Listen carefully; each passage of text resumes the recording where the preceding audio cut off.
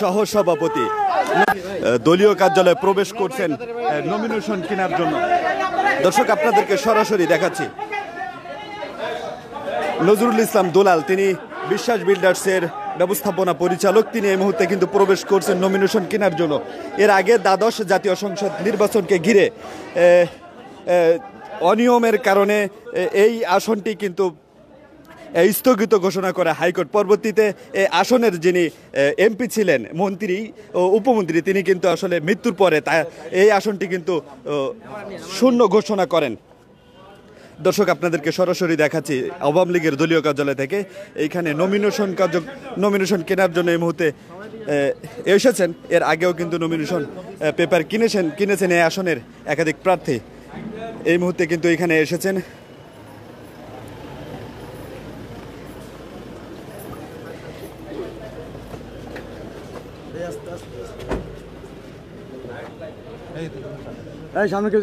দর্শক এই মুহূর্তে কিন্তু দলীয় কার্যালয়ে এসে উপস্থিত হয়েছেন আওয়ামী লীগের সাধারণ সম্পাদক ওবায়দুল কাদের, তিনি গাড়ি থেকে নামছেন।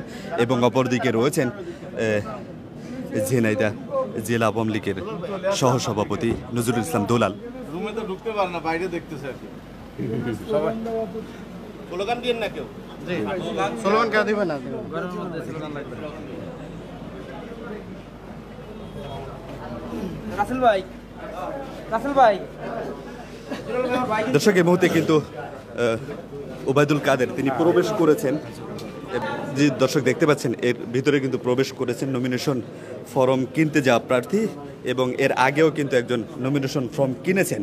অর্থাৎ এই ঝিনাইদহ এক আসনের নির্বাচনকে ঘিরে কিন্তু আবারও উত্তেজনা বিরাজ করছে। এখানে উপজেলা নির্বাচন হচ্ছে, 55টি উপজেলায় কিন্তু উপজেলা নির্বাচন হচ্ছে, এবং সেই সাথে ঝিনাইদহ এক আসনে সেখানেও কিন্তু উপজেলা নির্বাচনের সাথে এই আসনটিতেও শূন্য ঘোষণা করা আসনটিতেও নির্বাচন হবে। দর্শক আপনাদেরকে দেখাচ্ছিলাম আওয়ামী লীগের দলীয় কার্যালয়ের ভিতর থেকে, যেখানে দলীয় ফরম কিনতে প্রবেশ করেছেন বিশ্বাস বিল্ডার্সের ব্যবস্থাপনা পরিচালক নজরুল ইসলাম দুলাল।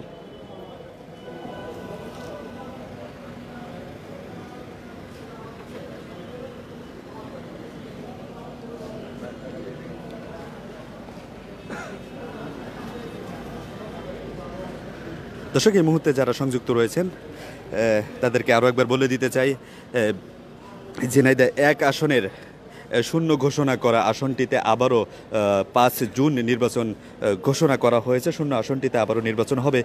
এই আসনটিতে প্রতিদ্বন্দ্বিতা করার জন্য নজরুল ইসলাম দুলাল তিনি কিন্তু নমিনেশন ফর্ম কেনার জন্য এই মুহূর্তে আওয়ামী লীগের দলীয় কার্যালয়ে এসেছেন। আপনাদেরকে সরাসরি দেখাচ্ছি আওয়ামী লীগের ধানমন্ডিতে আওয়ামী লীগের দলীয় কার্যালয় থেকে। একটু আগেই কিন্তু আওয়ামী লীগের সাধারণ সম্পাদক ওবায়দুল কাদের তিনি প্রবেশ করেছেন, এবং একটু পরেই কিন্তু এই নমিনেশন ফর্ম নিয়ে কিন্তু বাহিরে আসবেন।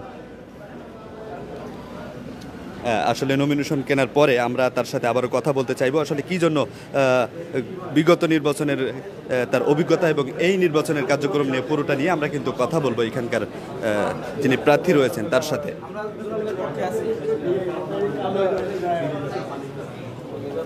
কোথা থেকে এসেছেন?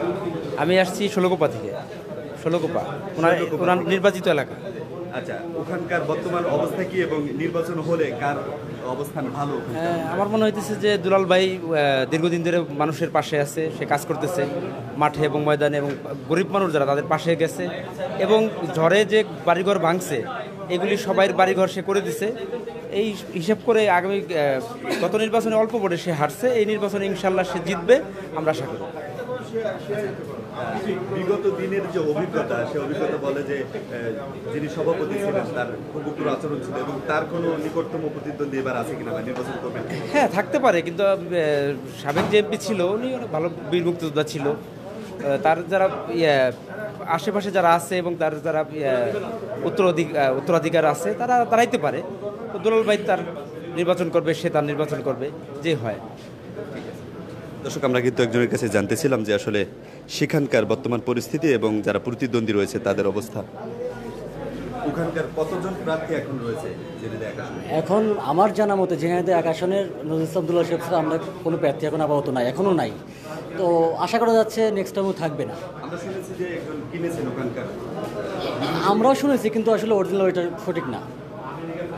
তাহলে কি বিনা প্রতিদ্বন্দ্বিতায় জিতবেন? না, আমরা সেটাও চাচ্ছি না যে আমাদের নজরুল ইসলাম দুলাল ভাই বিনা প্রতিদ্বন্দ্বিতায় জিতে যাক। আমরা চাই মাঠে খেলা হবে, আমরা শক্তি প্রতিদ্বন্দ্বী চাচ্ছি।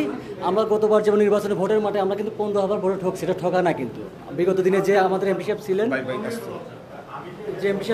আব্দুল্লাহ সাহেব, উনি কিন্তু ওনার কারুকলমের সিস্টেম করে টাকা দিয়ে ভোট কিনে কিন্তু 15,000 ভোটে জিতছে। তা না হলে কিন্তু আমাদের শোলকুপা এক আসনে কিন্তু দুলাল ভাই কিন্তু ইজিলি ভাবে সর্বনিম্ন 30,000 ভোটে কিন্তু নির্বাচিত হতে পারতেন। আপনারা একটু নিচে নামে। তো এবার যেহেতু আবার নতুন করে শুরু হচ্ছে নির্বাচন, আশা করি ওনার পর্যন্ত থাকুক, নমিনেশন কিনুক এবং জয়টা এবার আমাদের হবে ইনশাল্লাহ।